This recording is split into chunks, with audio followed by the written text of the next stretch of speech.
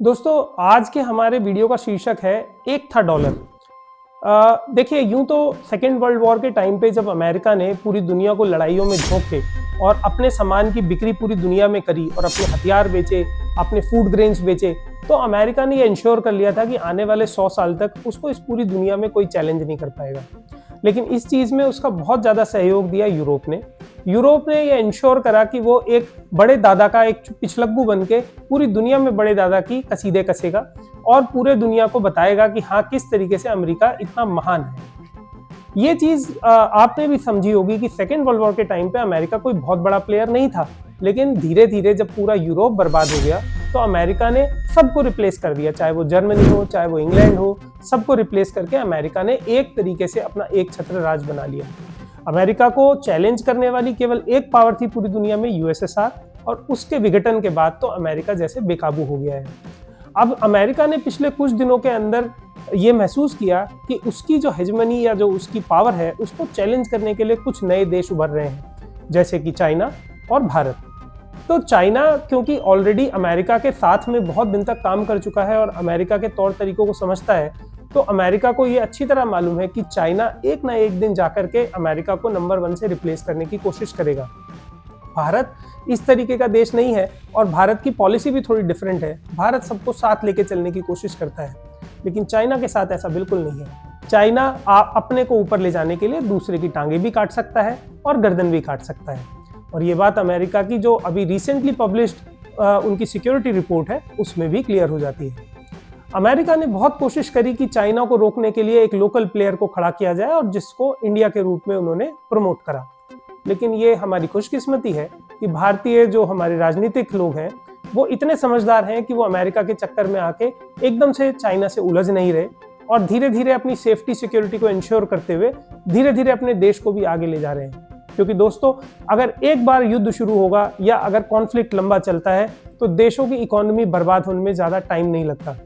आपको अच्छी तरह मालूम है सेकेंड वर्ल्ड वॉर के बाद यूनाइटेड स्टेट्स अकेला कैसे ऊपर गया और यूके, फ्रांस, जर्मनी सब कैसे नीचे चले गए, क्योंकि अमेरिका ने युद्ध के बाहर रह के और युद्ध से काफ़ी मुनाफा कमाया और बाकी जो देश थे यूरोप के वो युद्ध में लगे रहे और उन्होंने धीरे धीरे अपनी पूरी इकोनॉमी को बर्बाद कर लिया। भारत का बहुत समय तक पाकिस्तान के साथ कन्फ्लिक्ट चलते रहना भी अमेरिका के फेवर में ही है, क्योंकि उससे ये इंश्योर करते हैं कि भारत एक स्तर से ऊपर उठ के और विश्व के पूरे परिप्रेक्ष्य में सोच नहीं पाएगा।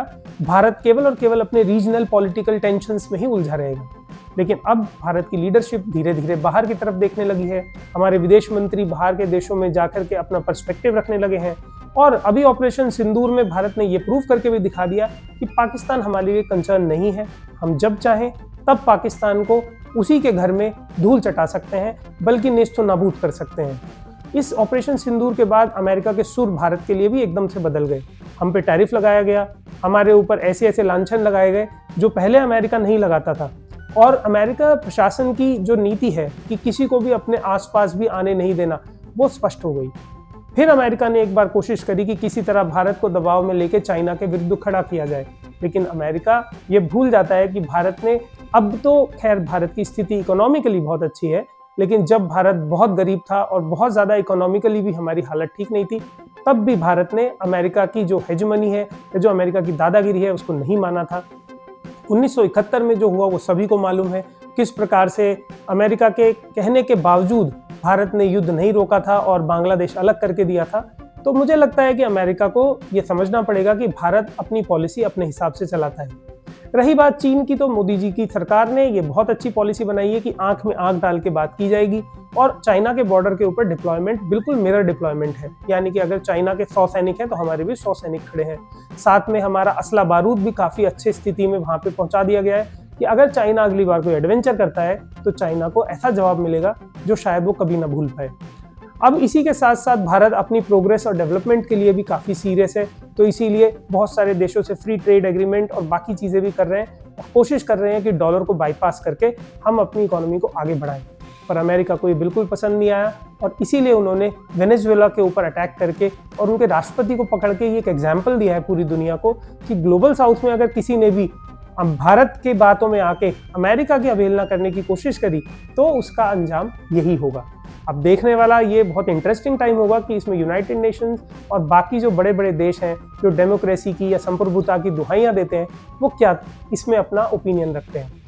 अगर इस तरीके के एग्जाम्पल्स को काउंटर नहीं किया गया तो कल के समय में कोई भी देश ये काम कर सकता है। हो सकता है भारत भी कल किसी देश के साथ ऐसा ही करे या चाइना भी ऐसा करे, तो उस समय फिर अमेरिका के पास कहने के लिए कुछ नहीं बचेगा और पूरी दुनिया में क्योस हो जाएगा।